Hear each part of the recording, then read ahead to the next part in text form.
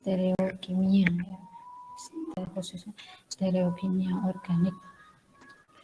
Ada yang tahu, ada yang udah apa namanya, ada gambaran kenapa sih harus mempelajari stereokimia?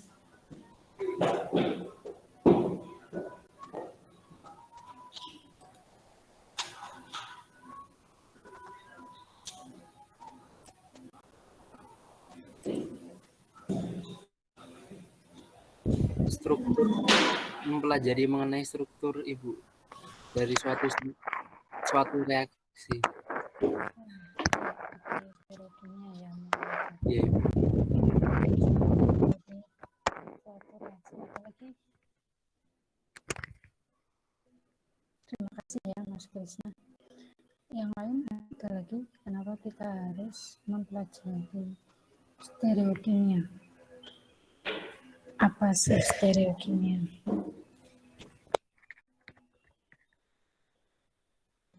Kalau menurut saya berkaitan dengan tadi Bu, yang sintesis organik.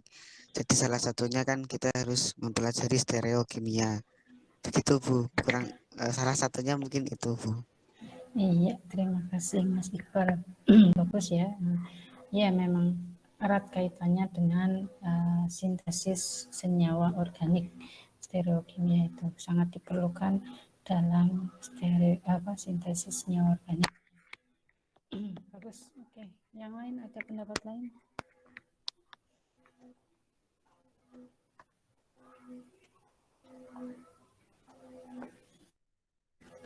Terima kasih tadi Mas Iqbal.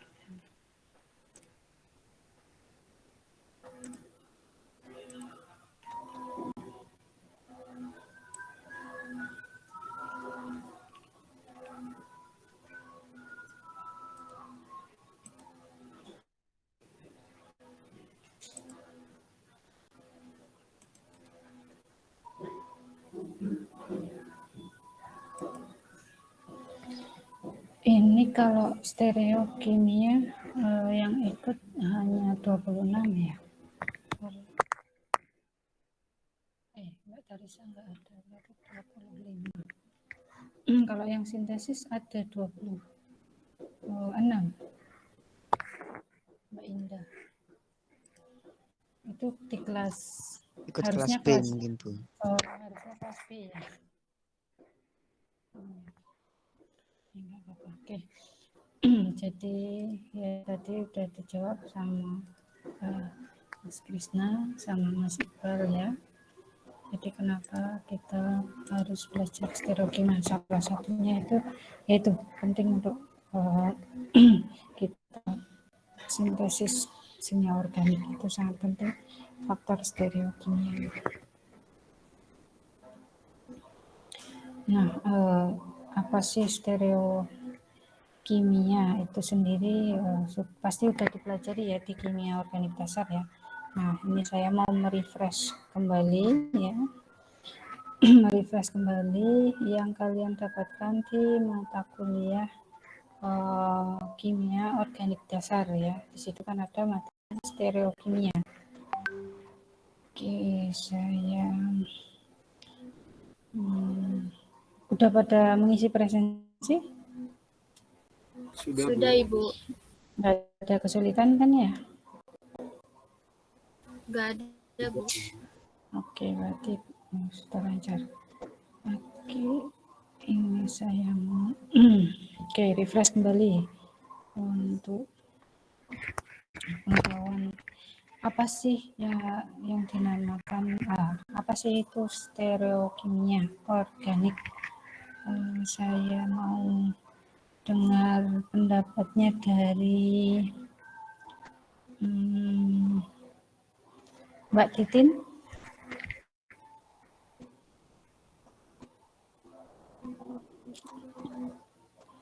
Ada Mbak Titin? Ya. Apa itu stereokimia?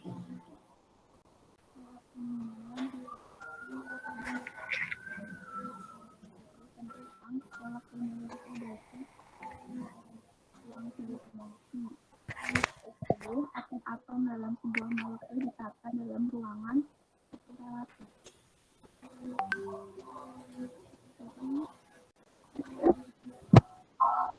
Suaranya putus-putus. Coba ya, kalau gangguan sinyal suaranya nggak dengar ya, bisa Boleh ya boleh bisa diulang. Iya, diulang, silakan. Stereokimia adalah ilmu yang mempelajari mengenai molekul-molekul dalam ruang 3 dimensi yang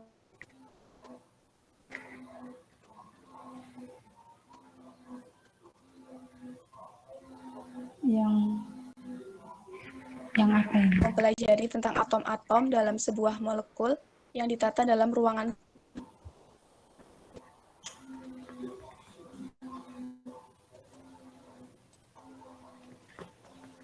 Ya, oke. Terima kasih Mbak Titin. Ya, stereokimia, stereo. Ya, kalau pasti sering dengar kata-kata stereo. Nah, stereokimia itu ya sebuah subdisiplin ya, disiplin ilmu dari kimia ya, yang mempelajari tentang penataan atom-atom ya dalam suatu senyawa ya yang relatif terhadap ruang 3 dimensi di secara tata letak secara ruang ya, yaitu stereokimia. Nah, kenapa sih kita harus mempelajari tentang stereokimia? Ini saya beri gambaran. Di sini di slide itu ada dua isomer ya. Yang satu itu isomer gugus fungsi yang sebelah kiri ya, pasangan senyawa yang sebelah kiri. Pasangan senyawa yang sebelah kanan itu isomer secara posisi ya, atau konstitusional. Nah, ini bisa kalian amati ya. Untuk yang sebelah kiri ini ada senyawa ekstasi. Pasti sering dengar ya, yang biasa disalahgunakan oleh orang oknum-oknum yang tidak bertanggung jawab lah. Itu. Nah, ini senyawanya, bentuk senyawanya seperti ini, yang ekstasi ini. Nah, sebelahnya adalah ini namanya, ini 34-MDA, yang sebelah lagi di fenacetin, nama senyawanya fenacetin, itu dia efeknya sebagai analgesik. Kalau yang ekstasi itu kan efeknya apa namanya, anestesi ya. Dari kedua senyawa ini dia memiliki aktivitas ya, bioaktivitas yang berbeda. Ini karena perbedaan dari gugus fungsi yang ada di senyawa pasangan senyawa ini. Kalau kalian lihat ini di sini kan ada gugus eter ya, eter siklik. Nah, sedangkan yang fenacetin itu enggak ada ya, hanya ada eter yang linear ya, atau enggak siklik, dan hanya satu gugus.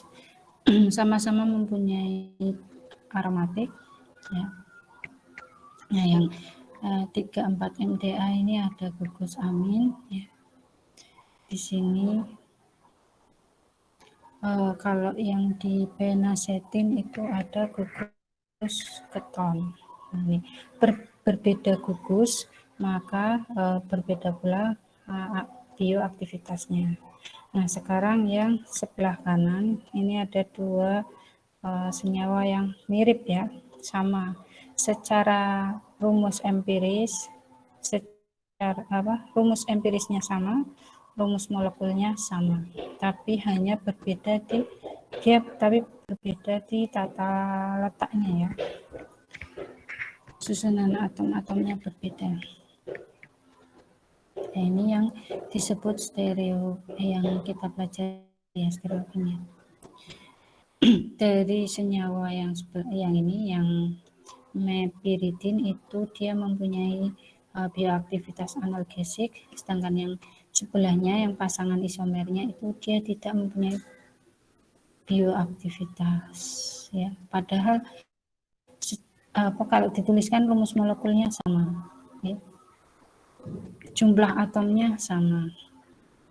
Tapi berbeda di tata susunan atomnya. Oke, ini termasuk isomer konstitusional. Iya, silakan. Silakan kalau mau direkam. Bisa direkam atau saya yang merekam? Bisa, Bu. Iya, silakan.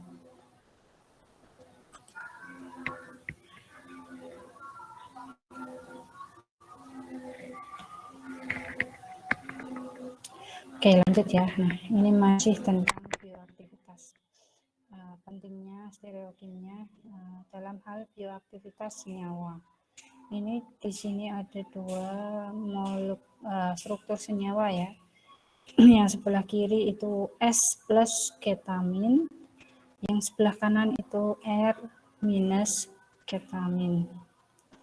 Nah, ini secara rumus molekul sama, secara gambaran strukturnya sama ya, tata letaknya sama. Kalau yang tadi tatanya berbeda ya, jelas ini kan di C1, 2 ya. Kalau ini gugus fenil sama gugus esternya, substituen fenil dan substituen esternya itu dia terikat di atom C nomor 1, 2, 3. Sedangkan yang ini dia gugus fenil sama gugus esternya itu dia terletak atau berikatan pada C nomor atom C yang nomor 2. Ini berbeda tata letak. Nah, sekarang yang ini tata letaknya sama ya. Gugus ini ada gugus Cl ya, dia terikat di atom C ini berarti yang nomor 2 ya. Atom C nomor 2 ya, sama. Ini juga sama, secara tata letak sama. Dia ini misal siklik keton ya. C nomor 1, C nomor 2 sama. Ini juga sama di atom C nomor 2 juga ya. Secara tata letak sama. Tapi secara stereokimianya itu dia berbeda. Berbeda secara 3 dimensi ya. Ini kalau digambar itu diwakilkan dengan digambarkan dengan garis putus-putus dan garis tebal. Kalau garis tebal ini yang hitam itu artinya arahnya ke depan ya, arahnya ke depan. Kalau yang garis putus-putus itu artinya dia arah ke belakang. Kalau yang garis biasa ini berarti dia sejajar dengan bidang ya, atau misalnya ini kertas ya sejajar dengan bidang, berarti yang gugus aromatiknya kalau yang sebelah kiri itu dia gugusnya ke depan, kalau yang gugus heksanonnya itu dia heksanonnya dia ada di belakang ya, gugus ini NHCH3-nya itu dia arahnya ke belakang ya. Jadi rumus molekulnya sama, tata letaknya sama, urutan nomornya juga sama, hanya berbeda arahnya ya, secara 3 dimensi beda. Nah, perbedaan ini juga berpengaruh pada bioaktivitasnya. Nah, misal ini senyawa S plus ketamin, ini dia 2-4 kali lebih potensial dibandingkan yang senyawa sebelah kanan. Ini bioaktivitasnya sebagai anestesi ya, atau anestesi itu buat obat bius. Oke, nah sedangkan yang sebelah kanan yang R minus ketamin itu bioaktivitasnya menyebabkan secara spontan ya aktivitas motorik dan post emergent distress ya. Ya, ini sebagai gambaran bahwa stereokimia itu penting, terutama Nah, ini contohnya dalam bidang farmasi ya. Kalau tadi pagi kita bahas sintesis itu meliputi berbagai bidang ya, terutama farmasi. Nah, ini juga stereokimia juga berperan. Jadi berbeda secara 3 dimensi, berbeda pula bioaktivitasnya. Oke, kita lanjut. Masih bioaktivitas ya, tentang bioaktivitas. Ini ada contoh lagi, dua senyawa pasangan isomer ya, pasangan enantiomer. Ini ada R plus talidomid dan S plus talidomid. Nah, kalau secara sekilas itu kan terlihat jelas ya, kalau strukturnya itu sama persis, tata letaknya sama. Ya, rumus molekulnya sama, jumlah atomnya sama, tata letaknya sama, ya. Ini ada aromatik sama. Perbedaannya adalah kalau diletakkan di 3 dimensi. Kalau kalian punya jam draw itu kalian gambar di jam draw, nah nanti dilihat secara 3 dimensi itu antara yang kiri dengan yang kanan itu beda. Yang sebelah kiri ini yang R plus talidomid itu, ini garis tebalnya yang gugus ini ya, gugus ada aromatiknya itu dia garisnya tebal ya, jadi arahnya ke depan, ini ada di depan. Terus yang H ini kan gugus hidrogennya itu garis putus-putus, berarti dia arahnya ke belakang. Ini dianggapnya asumsinya bidang datarnya ini ya, yang siklik keton ini. Nah, yang sebelah kanan yang S minus talidomid itu kebalikannya ya. Yang aromatik itu dia ada arahnya ke belakang, yang gugus hidrogen dia arahnya ke depan.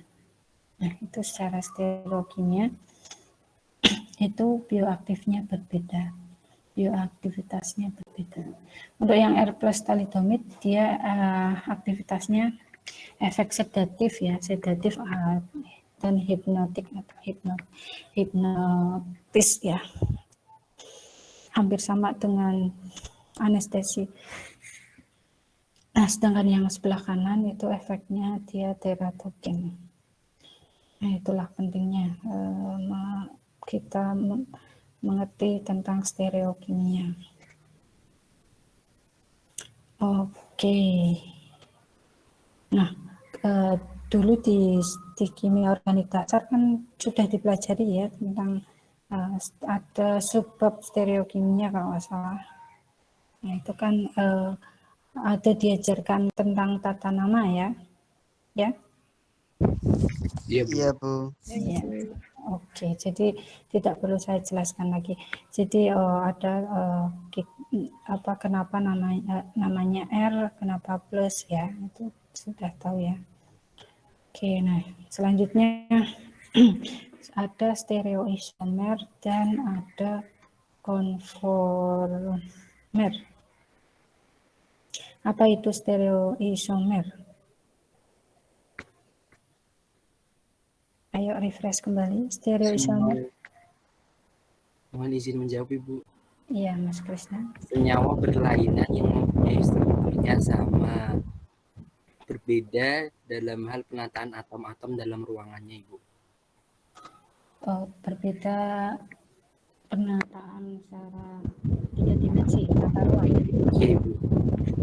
Oke, kalau konformer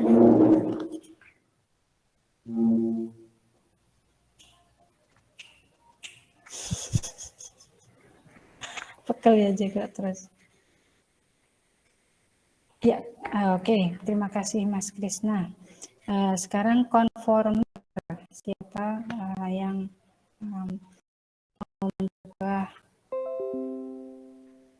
menjawab refresh konformer itu apa? Bedanya dengan stereoisomer? Ada yang tahu?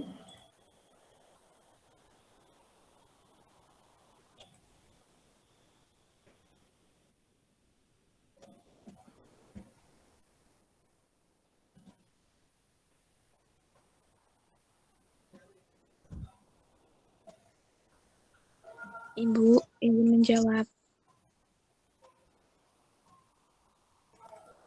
Iya, siapa? Mbak siapa? Titin, Bu. Iya, Mbak Titin. Silakan. Konformer adalah penataan ruang dari sebuah molekul yang dapat diperoleh setiap kali dengan memutar atom-atom atau gugus yang mengelilingi satu ikatan tunggal atau lebih. Iya, oke. Nah, sekarang bedanya stereoisomer dengan conformer. Ya, siapa yang mau perbedaan yang paling mencolok? Siapa yang mau mencoba menjawab?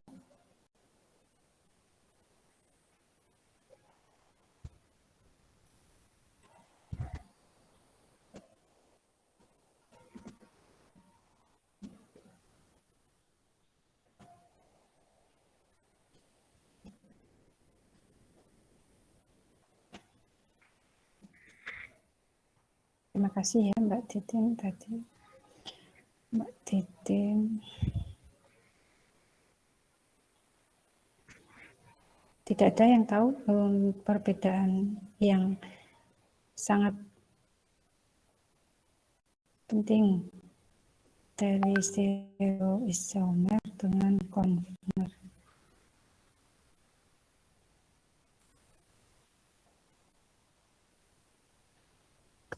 Berhubungan dengan cermin itu bukan, Bu? Oke, terima kasih. Mas Iqbal ya tadi. Oke, bukan ya, masih belum masuk ke yang bayangan cermin. Nah, ini stereoisomer dengan conformer. Seperti udah kalau dilihat dari jawaban Mas Krisna dan Mbak Titin ya. Stereoisomer itu kan kata kuncinya adalah yang Mas Krisna awal tadi jawab, senyawa yang berbeda ya. Jadi dua senyawa yang berbeda. Contohnya yang tadi yang ini senyawa yang berbeda, ini juga senyawa yang berbeda. Itu stereoisomer. Nah, sedangkan yang conformer itu ini masih satu senyawa ya. Masih senyawa yang sama, hanya saja penggambaran secara 3 dimensi sebagai dampak atau akibat dari perputaran ya, seperti yang dijawab Mbak Titin tadi, perputaran ikatan tunggal. Nah, oke, kita lanjut.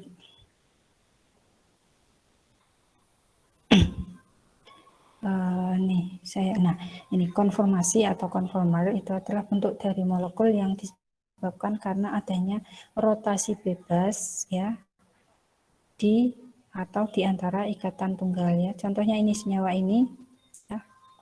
Ini kan ada ikatan tunggal CC. Nah, di antara ikatan tunggal ini dia dapat berputar ya. Misal ini apa? Nih, dia berputar dan perputarannya sangat cepat karena kan atom itu kan bergerak terus ya, elektronnya bergerak berputar. Nah, ini karena akibat dari rotasi yang bebas ini terbentuklah namanya berbagai konformasi ya. Ini kalau di slide bisa dilihat ya, R1 dan R2 kalian perhatikan. Kalau yang sebelah kanan itu R1 R2-nya arahnya ke depan semua ya, ke arah kita arah ke depan, gugus H-nya itu ke belakang. Nah, setelah dia berotasi atau berputar, itu R2-nya dia jadi ke arahnya ke belakang, sedangkan gugus H-nya menjadi arahnya ke depan. Ya, secara 3 dimensi kan kelihatannya berbeda ya, berbeda arah ya. Yang gugus R-nya yang tadinya di depan, sekarang dia arahnya ke belakang.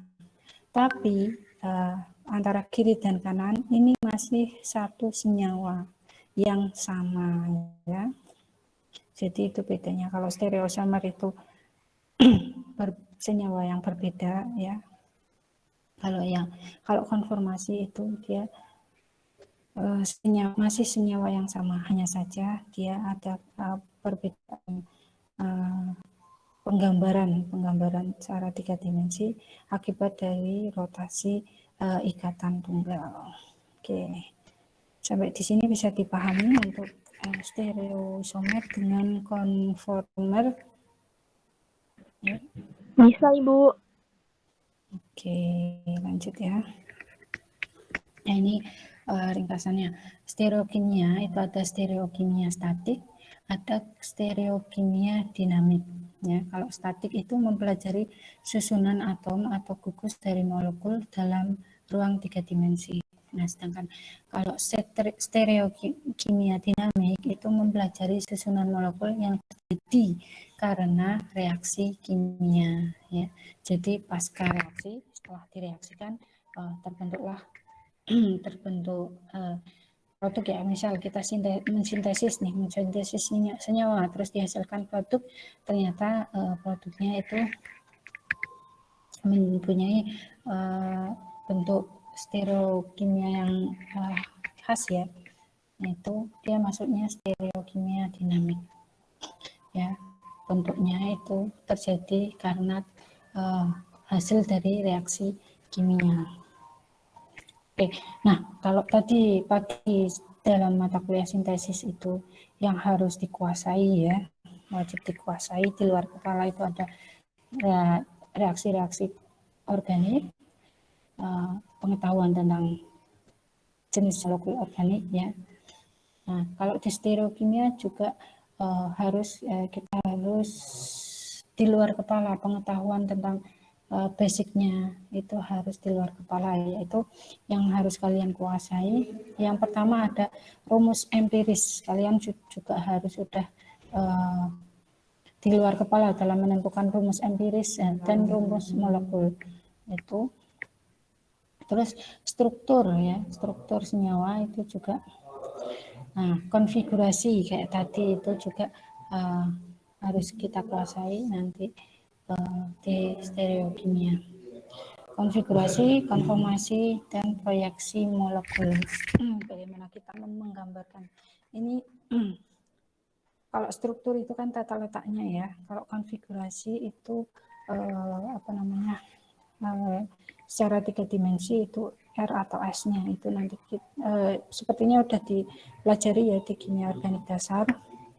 Terus untuk konformasi seperti tadi adalah penggambaran molekul yang walaupun molekul yang sama tapi penggambarannya berbeda, itu pengaruhnya dengan kestabilan molekul. Jadi bentuk paling stabil apa? Contohnya pasti kalau kalian paling ingat ada konformasi kursi ya, konformasi kursi, terus ada perahu biduk ya, terus ada perahu berpilun atau apa itu ya. Nah, paling stabil adalah konformasi kursi. Nah, itu karena ada perputaran rotasi dari ikatan tunggal itu. Nah, yang terakhir adalah proyeksi molekul. Jadi kalian harus bisa memproyeksikan molekul yang tadinya secara 2 dimensi ya, yang tadinya hanya di kertas gambar 2 dimensi, kalian harus bisa memproyeksikan bagaimana molekul itu secara 3 dimensi ya. Seperti tadi, gugusnya itu arahnya ke depan atau ke belakang, itu kalian harus di luar kepala menguasai. Oke, lanjut ya. Tadi konformasi udah ini. Nah ini konfigurasi. Konfigurasi adalah apa itu konfigurasi? Konfigurasi adalah susunan struktur yang sama, tapi susunannya berbeda. Ini contohnya. Di sini contohnya ya. Secara struktur sama ya, tapi susunannya berbeda. Kalau kalian perhatikan, ini sama. Gugusnya yang beda adalah gugus OH. Nah, gugus OH-nya ini sama-sama terikat pada atom C nomor 2 ya, sama. Tapi susunannya berbeda dalam artian yang satu yang ini dia arahnya tangannya di sebelah kanan, sedangkan yang kanan ini arah gugus OH-nya dia ke sebelah kiri. Ini bentuk proyeksi Fischer ya. Kalian pasti sudah dipelajari di kimia organik dasar. Ini proyeksi Fischer. Nah, ada lagi ini senyawa alkena ya. Kalau alkena itu ada konfigurasi apa? Coba saya mau tanya. Ini kalau di senyawa alkena itu ada konfigurasi apa? Yang ini lihat gugusnya ya. Yang kalau berseberangan itu konfigurasi apa? Sama sisi itu apa? Coba ada yang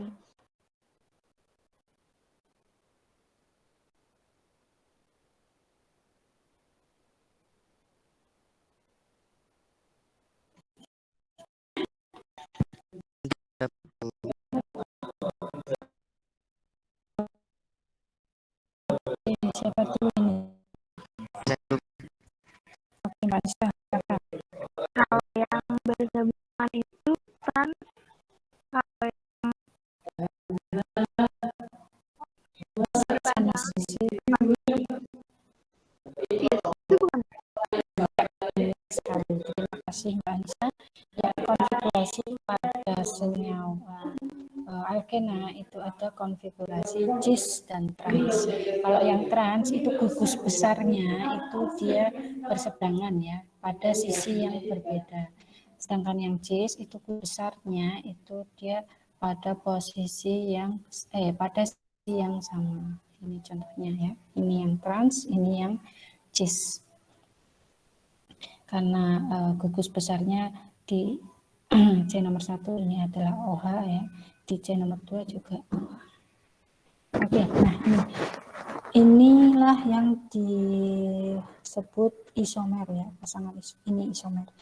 Ini isomer dari ininya. Ciri-cirinya kalau isomer itu dia mempunyai sifat fisik yang berbeda. Perubahan isomer satu ke yang lain itu dapat diubah melalui reaksi ya, terus juga dapat dipisahkan secara fisik. Ini nanti diingat-ingat ya, kalau isomer itu dia sifat fisiknya berbeda secara fisik. Misal yang satu kok bentuknya cair, yang satu bentuknya padat, itu yang disebut sifat fisik. Jadi mudah dipisahkan. Tuh. Oke, lanjut. Ini konformasi udah ya. Konformasi itu adalah senyawa yang sama ya. Ini namanya stereoisomer, ini konformer. Oke. Selanjutnya kita harus bisa memproyeksikan molekul. Nah, ini apa sih proyeksi molekul? Dalam stereokimia ya, itu pengetahuan tentang benda 3 dimensi ya. Ini diperlukan kecerdasan spasial kalau kalian. Jadi permainan tata ruang ya. Spasial. Nah, pengetahuan tentang benda 3 dimensi yang harus digambarkan secara 2 dimensi. Nah, ini namanya proyeksi. Jadi dari 3 dimensi kalian proyeksikan atau digambarkan secara 2 dimensi dalam kertas ya. Jadi nanti kita dalam kuliah ini adalah banyak menggambar ya, berkreasi. Paling enak ini, hanya menggambar. Oke, jadi sehingga perlu beberapa aturan. Nah, untuk menggambarkan benda 3 dimensi menjadi 2 dimensi itu perlu beberapa aturan. Terutama dalam menggambar molekul ya, molekul 3 dimensi. Ini. Yang pertama ada proyeksi Fischer ya.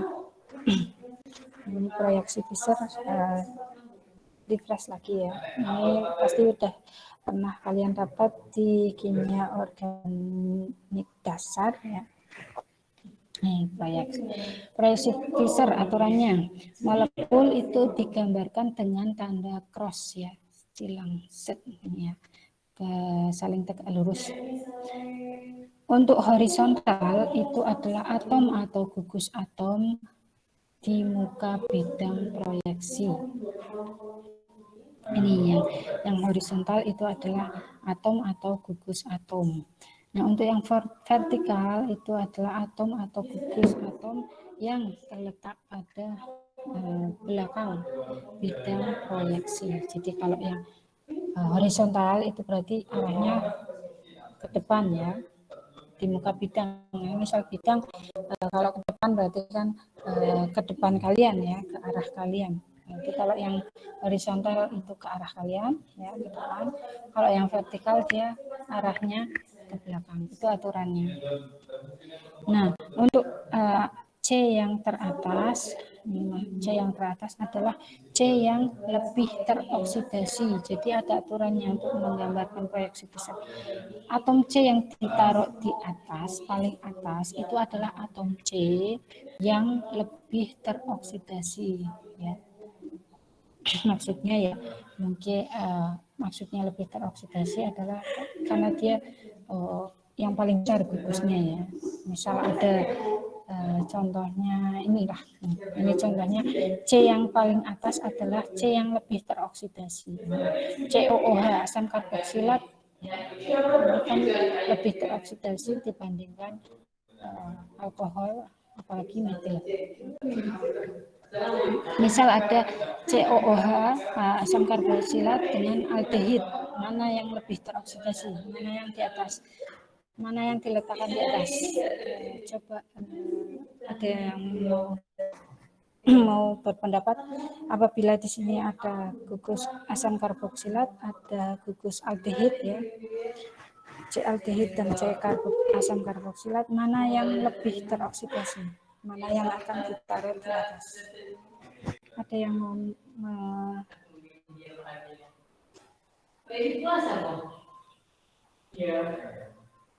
ada yang mau berpendapat?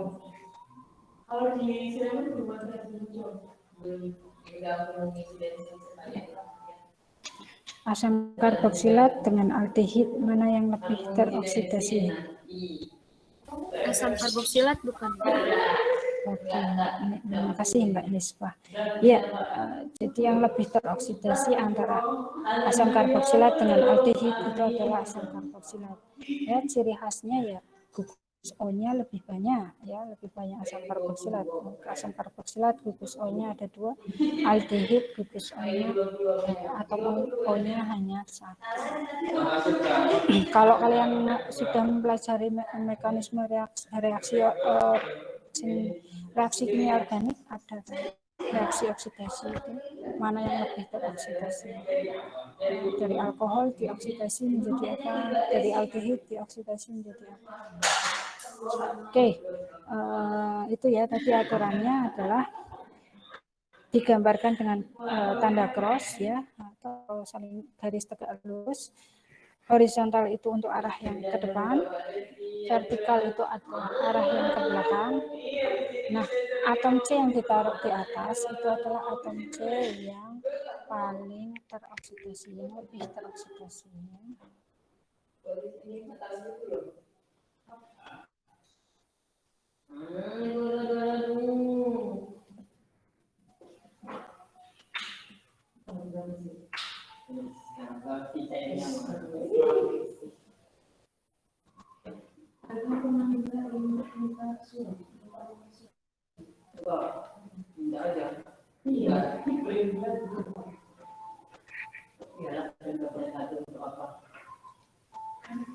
Oke, lanjut. Nah, ini proyeksi Fischer. Selanjutnya, nah ini cara penggambaran proyeksi Fischer. Contohnya, ini ada senyawa secara 3 dimensi. Penggambarannya seperti ini ya. Ini C ya.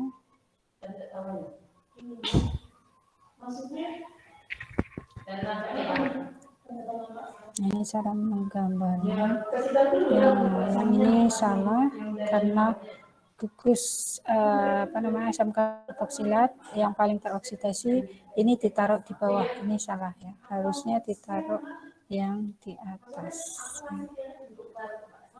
Oke, selanjutnya, nah ini kelemahan dari proyeksi Fischer. Sebuah molekul yang sama itu akan mempunyai proyeksi Fischer yang berbeda tergantung pada arah melihatnya. atau kedudukan dari molekul tersebut.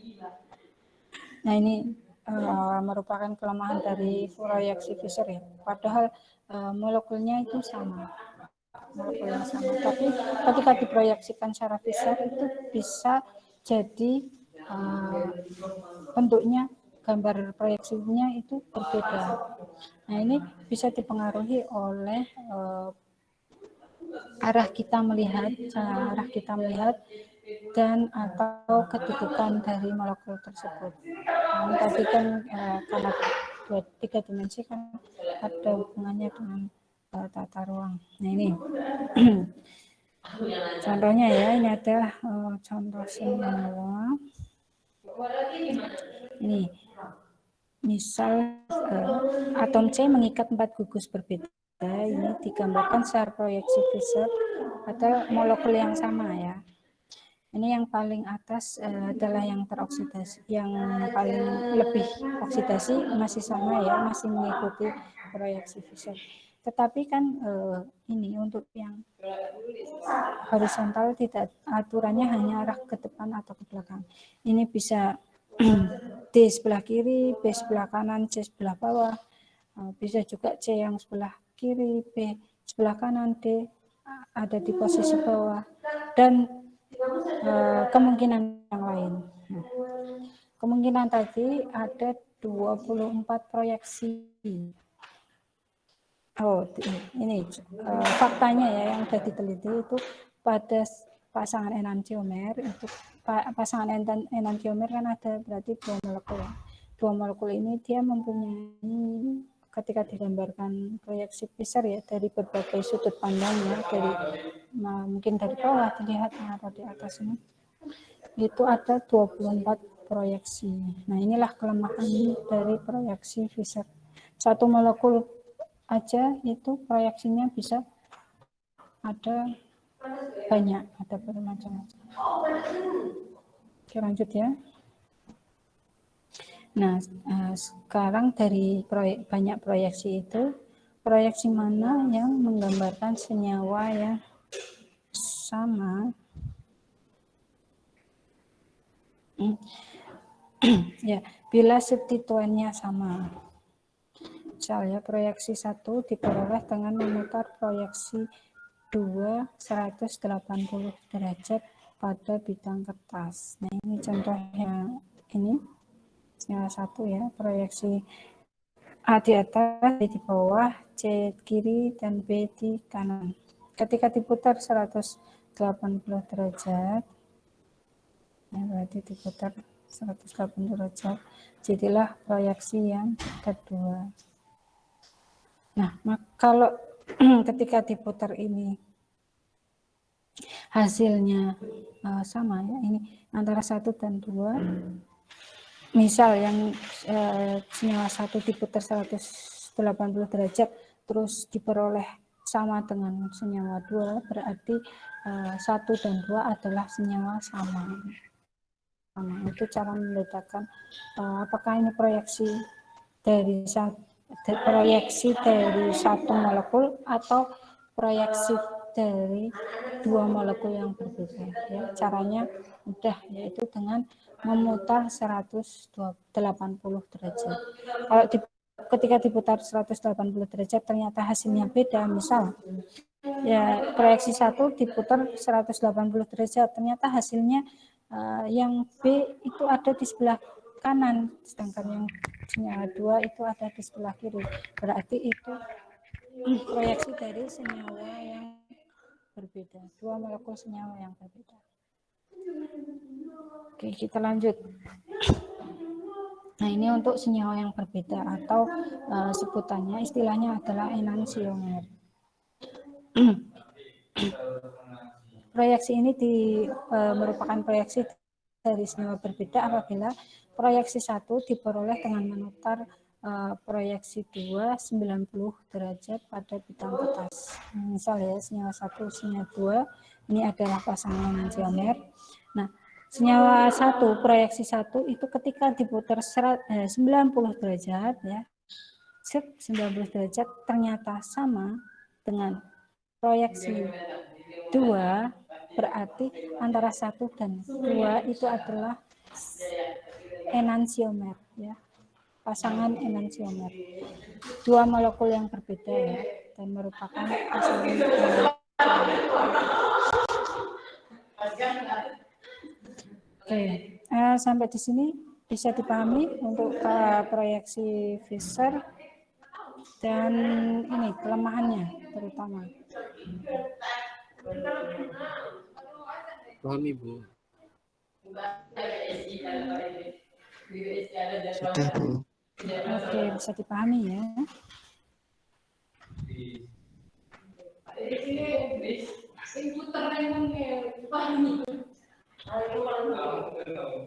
Oke, kita lanjut ya. Lanjut. Sebentar.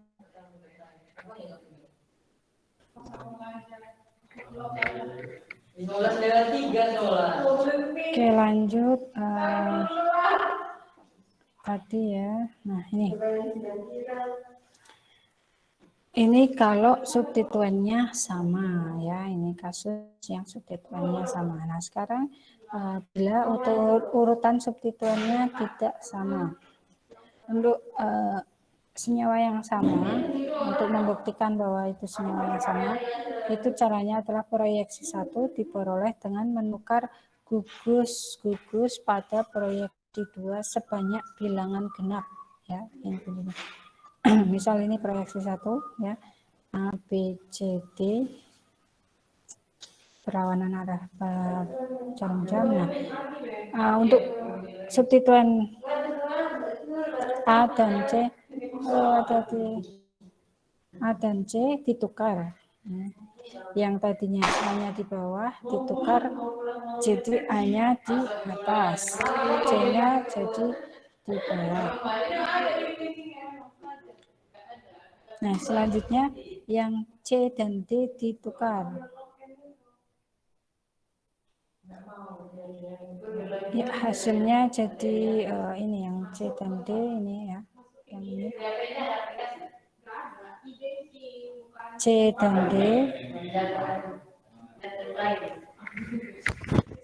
Oh, ini. Nah, hasilnya itu adalah yang senyawa 2 itu A dan C. Ini salah ya, harusnya D dan T ya yang ditukar ya.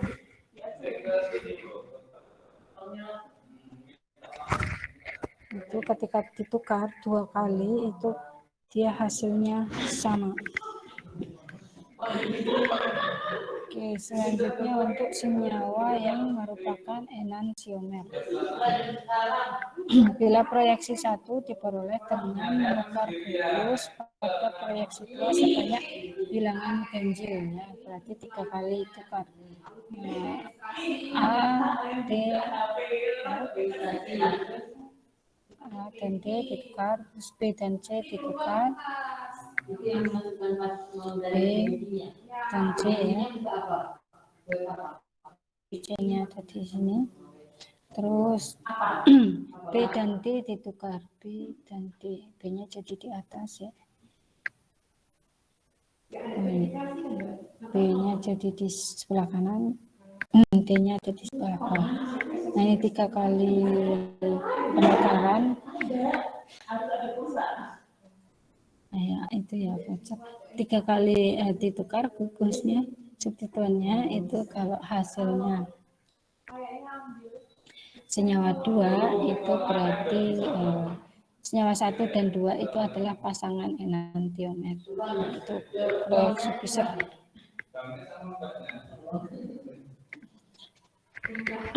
Tadi proyeksi Fischer, sekarang ada aturan CIP, chip, Chan, Ingold, dan Prelog. Ya. CPI bisa, CIP bisa. Biasanya kalau saya disingkat chip biar lebih ingat. Ingold, dan Prelog. Nah, ini aturan CIP ini, chip ini pasti sudah dipelajari ya, aturan gugus. Masih ingat kan aturan Chan, Ingold, dan Prelog? Nah, kalau masih kita latihan ya untuk menentukan senyawa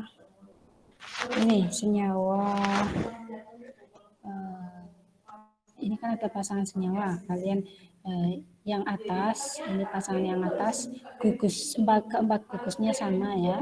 Ini ada gugus karboksilat, ada amin, ada metil, dan ada hidrogen. Ini juga sama. Coba ini sampai jam berapa ya? Berarti 15.40, Bu. Sama 15.40 masih lama ya. Oke, berarti ini coba kalian kerjakan ya latihan ya. Ini senyawa 1 dan 2, kanan kiri, kanan kiri, kanan kiri. Berarti ada 3 pasangan senyawa. Kalian tentukan senyawa ini, pasangan ini itu termasuk identik atau senyawa yang berbeda atau pasangan enantiomer. Caranya dengan ini tadi materinya udah saya masukkan di e-learning ya, bisa kalian download ya. Coba kalian kerjakan, teman-teman kalian kerjakan latihan ini ya. Saya tinggal bentar mau ke bawah mau ambil itu ATK ya, sambil kalian coba latihan soalnya ya. Jelas ya? Oke, silakan.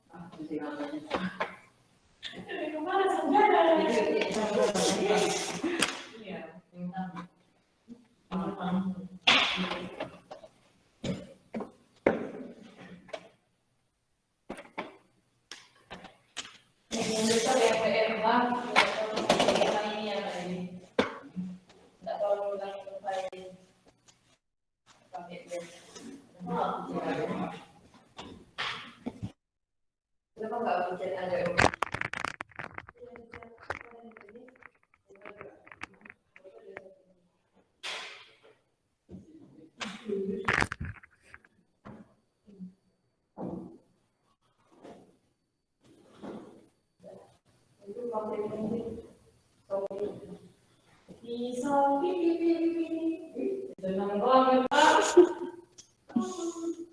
Kelihatan banget kalau film cari. Senyumnya itu beda loh. Apa udah? Wah, ketinggalan. Hari ini udah mau habis, no. Anak lagi ngajar sih.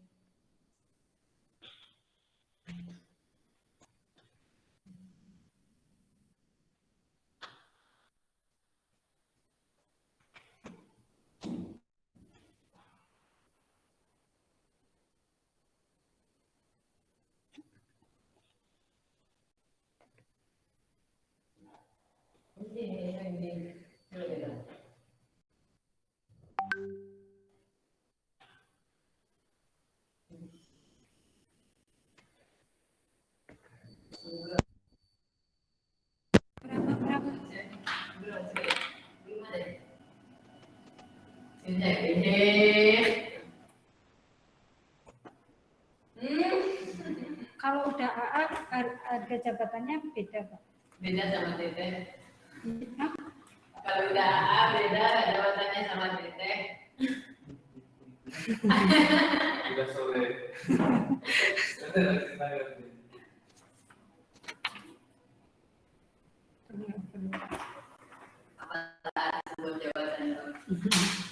Oh, berarti ya. Pendapatannya itu tergantung jabatan.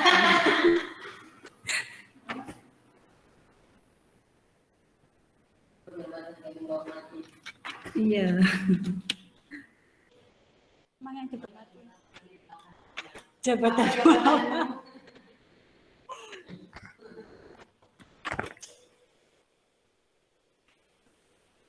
Terus lalu berbaik sampai malaikat apa yang berjalan kebaikan?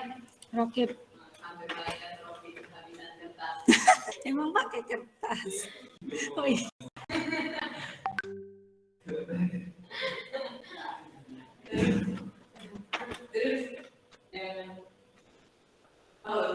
Terus lalu berbaik sampai malaikat adit capek ini kerjanya nggak ada kerjanya.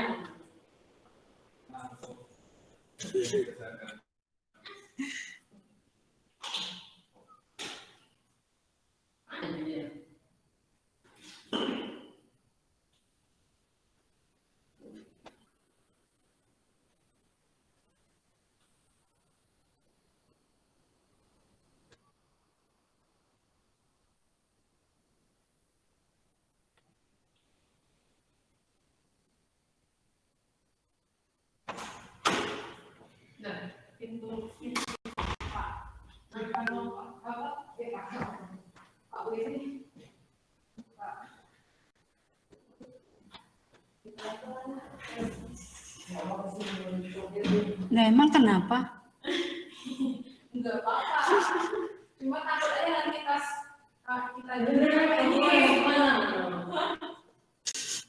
Diciluk bau. Ciluk.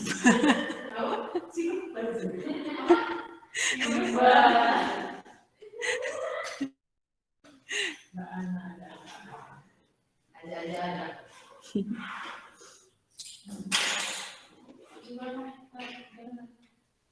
Satu-satu.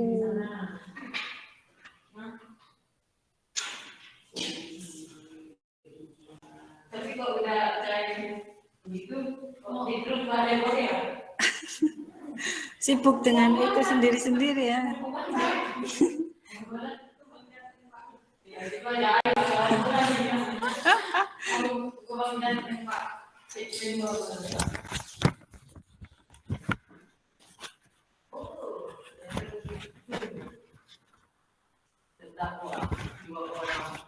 Ini nggak bisa warna ya? Terus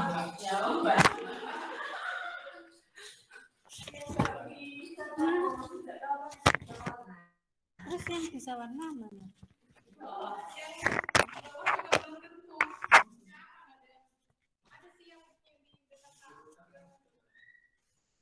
Sedih sekali. Nggak tahu aja. Aku udah sore.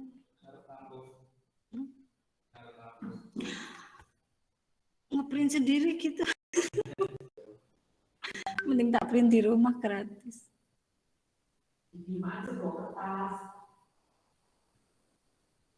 Oh iya ya, Mbak sih. Tapi kan Ana harus kesininya kapan? Nggak tahu, Pak Vita. Nggak tahu sih. Iya, fasilitasnya adanya kayak gitu.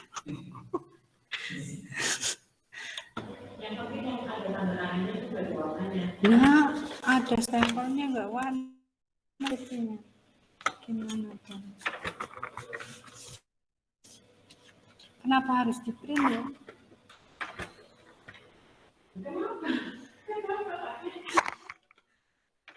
Kenapa dari kemarin saya sibuk dengan print ini?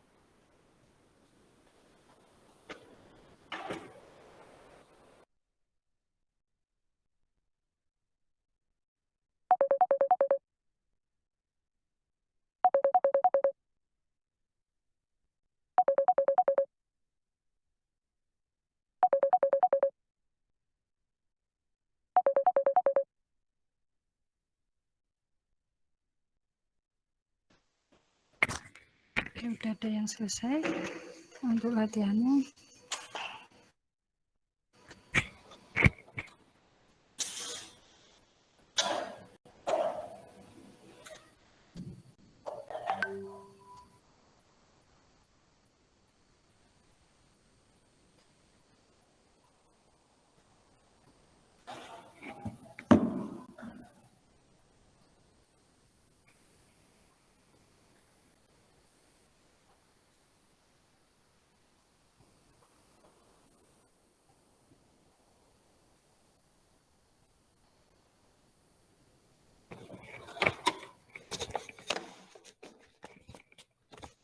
Iya.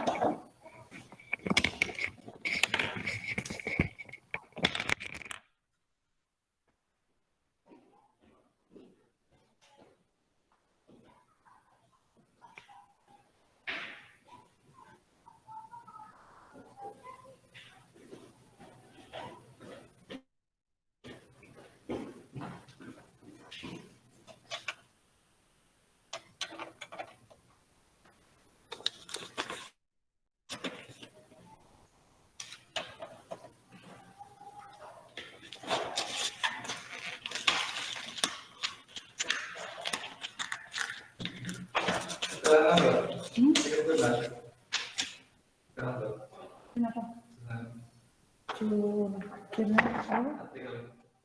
Belum selesai lah. Potong bikin RPS, jadinya hilang lagi itunya.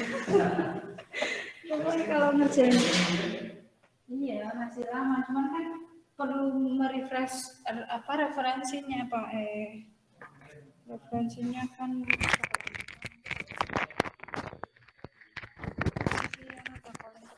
terus temannya Bunul juga, Bunul udah nebusin. Kalau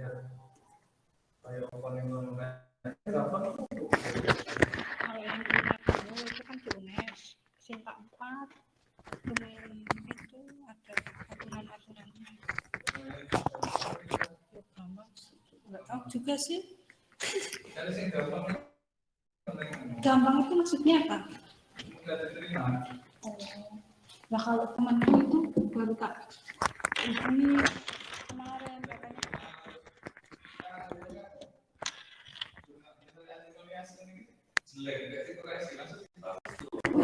Masa? Anak lagi nyoba temanku kan jurnalnya belum lagi nyobain Sinta itu belum disinta kan berarti kan masih agak gampangnya. Syarat apa nih? Katanya nggak harus Sinta. Malah nggak harus itu ya, belum Sinta juga nggak apa ya. Harus Sinta? Bukan. Ya ini nanti tak coba di teman-teman aja. Iya. Tapi iya.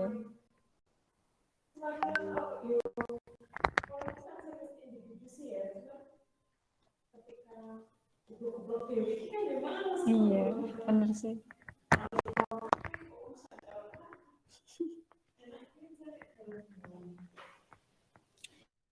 Oke, udah ada yang selesai untuk latihan soalnya. Ya ini lagi semangat menggebu-gebu.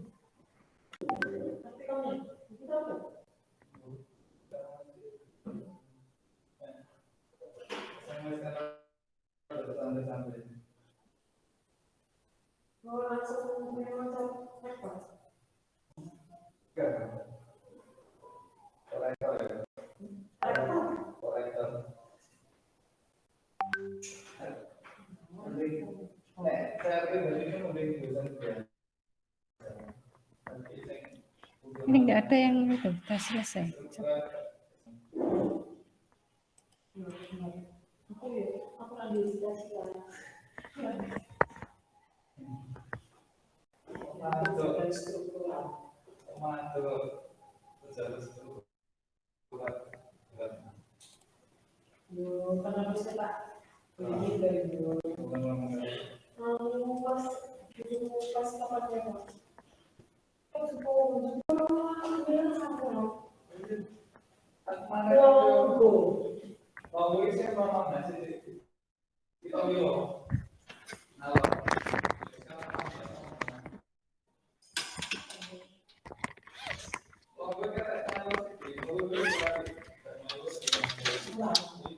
Oke ya.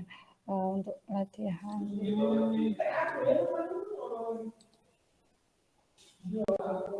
untuk yang pasangan senyawa yang pertama itu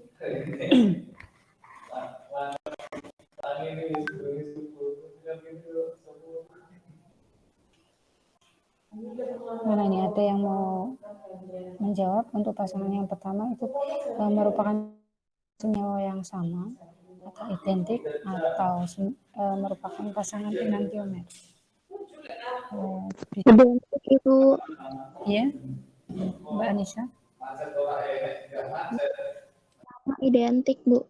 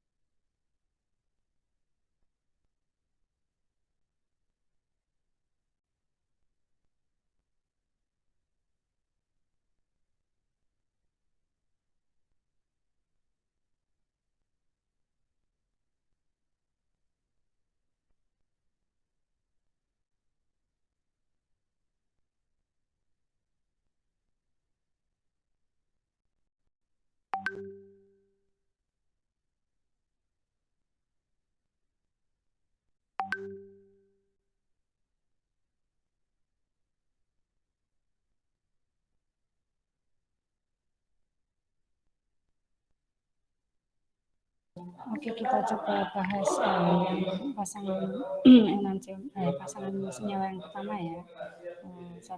Kita coba bahas satu, untuk yang lainnya nanti dilanjut minggu depan saja. Ini saya coba bahas yang pasangan senyawa satu ya, yang menurut Mbak Anissa ini adalah senyawa yang identik. Ini senyawanya, senyawanya ya. Nah, kita gunakan metode karena ini urutan senyawanya berbeda ya. Kita coba kita langkah pertama kita ganti tukar antara ini dengan ini ya. Tukar jadi CH3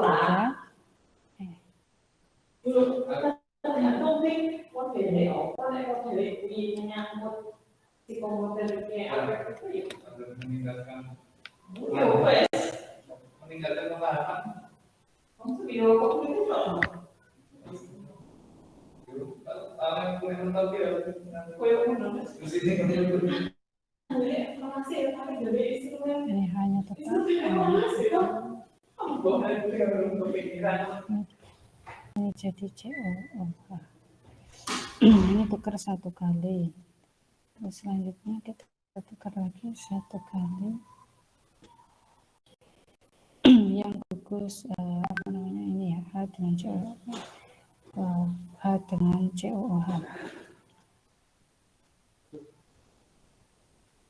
Ini COOH, ini H, ini H3.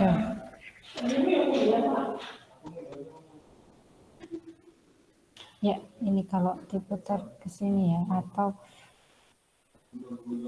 atau ini berarti yang ditukar adalah antara NH3 dengan CH3.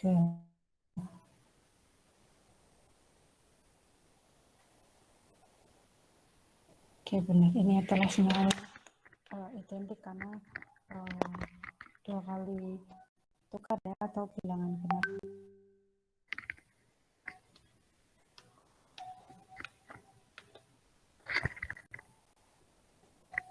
Misal ini ke sini saja itu diputar 180 derajat ya. Enggak, ini diputar 30. Ini dirotasi 90 derajat. Dilihat.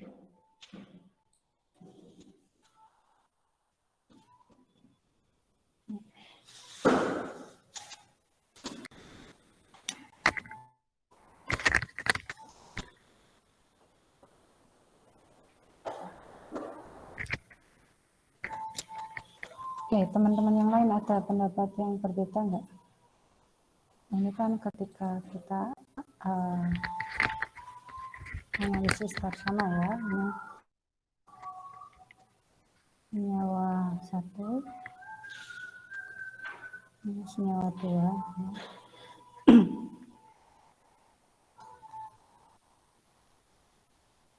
Kalau ini identik, harusnya 2 kali penukaran itu diperoleh senyawa 2 ya.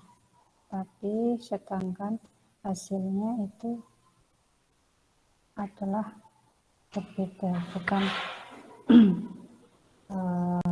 2 kali. Coba kalau kita tukar 3 kali ya, ini hasil ini, terus kita tukar lagi. Ini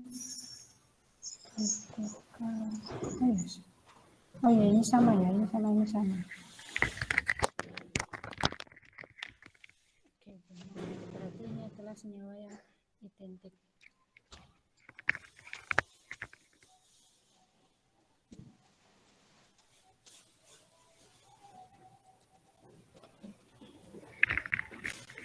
Oke, ada yang berbeda enggak? Jadi ini senyawa 1 dan 2 itu adalah senyawa yang identik.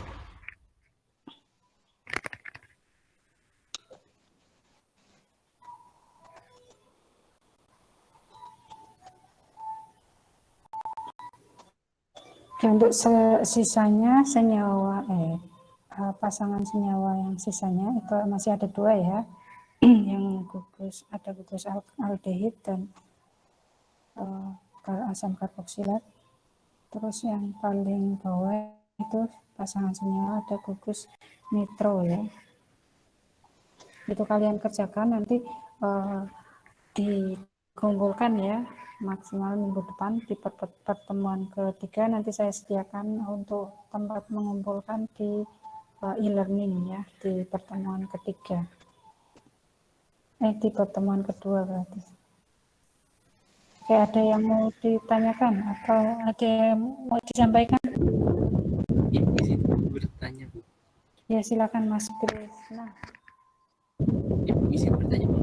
Tadi yang punyanya Mbak Anissa itu pertukarannya itu disesuaikan sama urutan dari itunya apa? Itu Ibu, yang urutan bugusnya itu Ibu, yang prioritasnya Ibu, apa sesuai dengan pertukarannya antara atas dan bawah gitu Ibu? Yang pertukarannya tadi.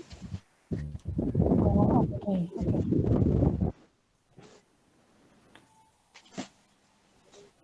Oke ya, ini kan untuk melihat ya senyawa ini dia identik atau tidak identik ya. Itu ketika sudah diberikan soal digambarkan, tinggal langsung dilakukan tahap ini penentuannya saja, nggak usah diurutkan apa namanya ini bilangan yang paling teroksidasi ya, prioritasnya tidak perlu kan memang di soal sudah digambarkan seperti ini ya. Ini kayak teka-teki apakah ini sama dengan yang sebelahnya. Nah ini perlu dikaji, makanya kenapa proyeksi Fisher itu ada kelemahannya ini karena ambigu ya, banyak yang kelihatannya sama ternyata tidak sama, kelihatan identik tidak identik, terus kelihatan berbeda ternyata identik. Nah, itu makanya kita harus bisa membedakan. Ya, kalau di soal ini nggak usah diurutkan prioritasnya, langsung saja ditukar gugusnya ya, ditukar kalau bilangan genap misal 2 kali ditukar terus jadi senyawa sebelahnya berarti itu identik ya, atau senyawa berbeda ya, identik. Kalau genap bila ditukarnya itu kelipatan genap ya, 2 kali 4 kali segala macam, itu berarti identik. Kalau ganjil 3 kali penukaran itu berarti dia senyawa yang berbeda atau enantiomer. Oke, bisa dipahami atau ada pertanyaan atau ada yang mau disampaikan? Baik Ibu sama izin bertanya satu lagi. Iya. Ibu, ini kan ada 2 senyawa Ibu. Nah itu berarti harus ada salah satu yang dijadikan patokan ya? Iya, benar sekali. Jadi satu senyawa itu jadikan patokan yang tetap. Misal yang mau diganti gugus itu senyawa 1 ya senyawa 2 jangan diotak-atik ya. Nanti setelah senyawa 1 ditukar gugusnya sebanyak 2 kali, misal apakah jadinya senyawa 2 atau tidak, nah itu hasilnya. Misal tidak, terus dicoba 3 kali, kalau 3 kali berarti itu senyawa yang berbeda ya. Oke, ada lagi yang ditanyakan? Izin bertanya, Bu. Iya, Mas. Untuk soal yang nomor 3 itu antara senyawa 1 dan senyawa 2 itu enggak sama ya, Bu? Atau emang ada kesalahan? Ya. Yang mana? Coba ulangi. Untuk soal yang ketiga, Bu, kan soal yang ketiga kan senyawa pertamanya kan ada NO2, terus Oke. NH2 sama NHCH3-nya 2, Bu. Kan enggak sama senyawa yang kedua. Oh iya, oke. Terima kasih Mas Iqbal. Ya, gugusnya beda ya. Yang satu gugusnya NHCH3, yang satu adalah NHOH. Oke, ini karena soalnya masih membahas proyeksi Fischer, ini adalah kesalahan ya, kesalahan. Harusnya ini adalah yang sebelah kiri itu ada NHOH. Nanti kalian ganti saja yang sebelah NHOH. Saya gantikan ya.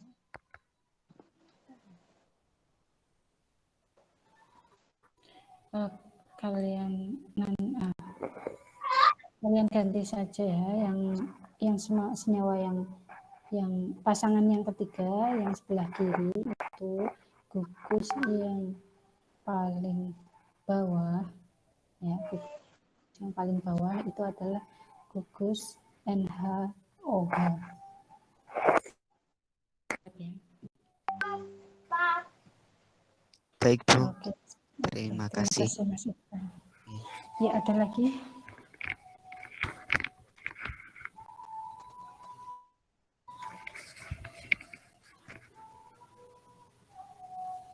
Mungkin cukup, Bu. Oke, cukup ya. Oke, yang lain ada yang mau ditanyakan atau ada yang mau disampaikan? Dari saya cukup, Ibu. Oke, cukup. Ya, saya kira cukup ya untuk hari ini. Nanti dikerjakan, dikumpulkan di e-learning. Nanti kalau sempat kita bahas di pertemuan minggu depan ya. Kalau memang hasilnya masih banyak yang keliru, nanti kita bahas ya. Tapi kalau memang sudah bisa semua ya, alhamdulillah berarti sudah bisa dipahami. Oke ya. Oke, kalau nggak ada lagi, saya cukupkan ya untuk hari ini.